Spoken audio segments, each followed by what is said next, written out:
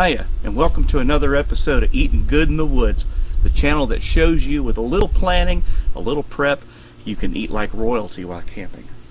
My name is Sean, and I'm here at my favorite campground, Camp Simulata, with the potty trainer and cameraman brother Rodney Jenkins. And today, I'll be making a twist on a classic Scottish dish. Well, actually two classic Scottish dishes.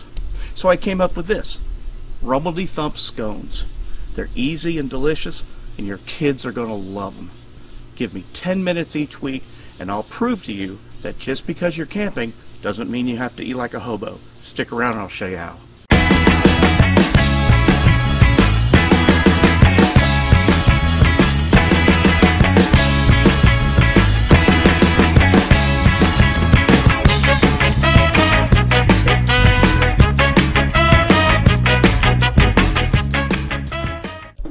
Okay, so the first step is turning this into this. So what we have here is 3 pounds of diced peeled potatoes that we're going to boil. And then we've got a yellow onion diced. We have about half a pound of ham, about 3 or 4 scallions, and then about a half a head, a good size head, of cabbage. You can cut it up any way you like. So it's time to get a little fry action going on this cabbage and such. Already got my potatoes to start to boil in here, and now what I want to do is add just a touch of olive oil to the mix there.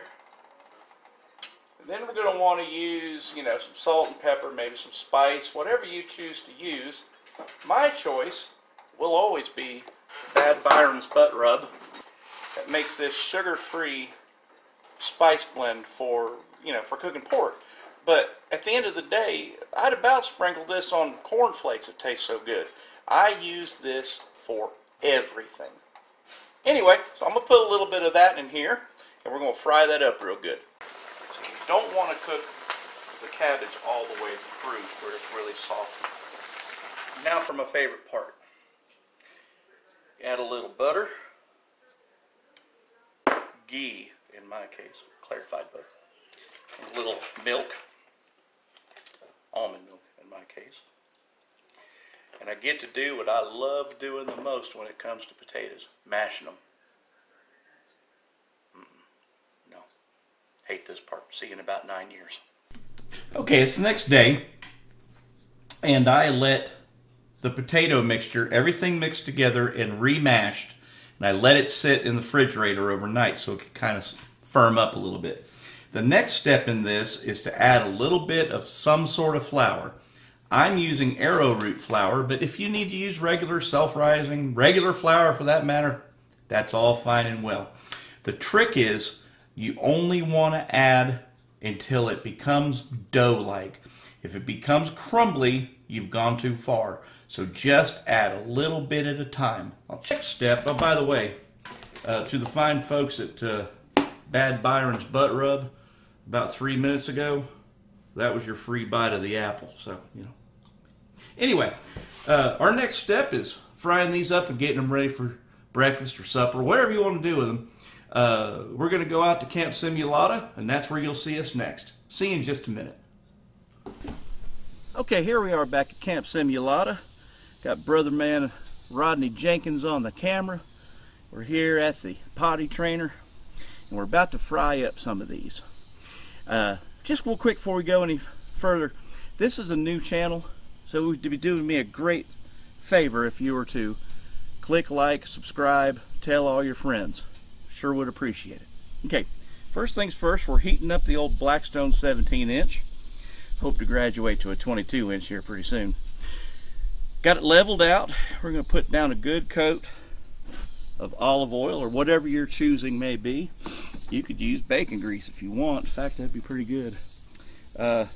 It's my turn to cook dinner tonight for me and Mrs. Eating Good in the Woods. So tonight we're having Rumbledethump scones, some eggs, some sauteed mushrooms, and some bacon. Kind of a redneck full Scottish breakfast, if you will. Anyhow, so we're going to get the Blackstone up to a reasonable medium temperature. We don't want to get it too hot because, well, you don't want to burn it. Anyway, so we're going to give it about half, I guess. Now, at this point, you've been up on the camper, you've had a couple of days of camping, the kids are screaming and yelling, the dog wants fed, etc., etc. From your refrigerator, out of your cooler, you pull out the old dough that you made. You're going to want to make a ball. Somewhere between the size of a golf ball and a racquetball. Okay? Let's start off with 4 of these. Okay, we've got our oil slathered out, and this is going to be kind of the trick to this. Make sure there's enough oil to keep your spatula oiled. I'm going to set that ball right there. Give it a little squish. Bear in mind, this stuff is very sticky on the fingers. It is sticky like masa flour is if you're making tortillas or any of that other stuff that takes masa flour, like a tamale, that sort of thing. Very sticky. So, we're going to make up 4 of these to start. Get 4 of these balls, mush them together real good so they become a gelatinous ball, as it were. And then we're going to do them kind of like you do a smash burger. We're going to let them sit for, I don't know, 2 minutes maybe. Make sure we get a little bit of crust on the very bottom of these things. I'll show you why here in just a second. Anyhow, so yeah, we'll have room for 6. We're going to let those sizzle up on the bottom real good so that they get kind of a crust. And you'll see what we're going to do here in just a minute. Now listen, you could make all these up the night before, 2 nights before, and you could even cook them and stick them back in your refrigerator. Get them good and brown. And then once you get to the campsite, that's one less thing to do. It'll take it'll be a heck of a lot quicker. But if you do that, it might even make them more crispy. Okay. Now, we've got 6 balls. I'm going to let those bad boys just sit there and ruminate for a few moments. Now, we've given these other ones have been a few minutes. Kind of keep an eye on them and see what they're looking like. Yep, they're not quite there yet. When they get to a point where you can scoop up underneath them and then they separate from the griddle top easily, then you'll know they're ready. But they're not quite there yet. Let's keep some oil flowing through here. Take it like that, flip it. Now, just give it a little pat. I don't know if anyone's familiar with smash burgers, but that's kind of what we're going to do with these. We're going to let them set for another minute, get the other side of those nice and crispy and caramelized.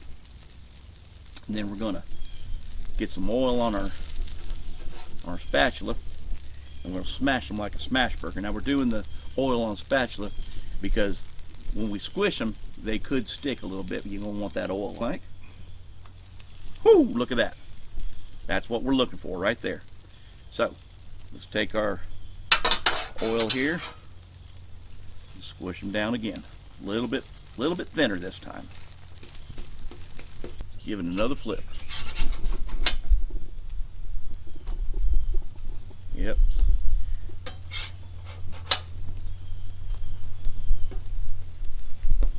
Yep, they're looking good in the wood.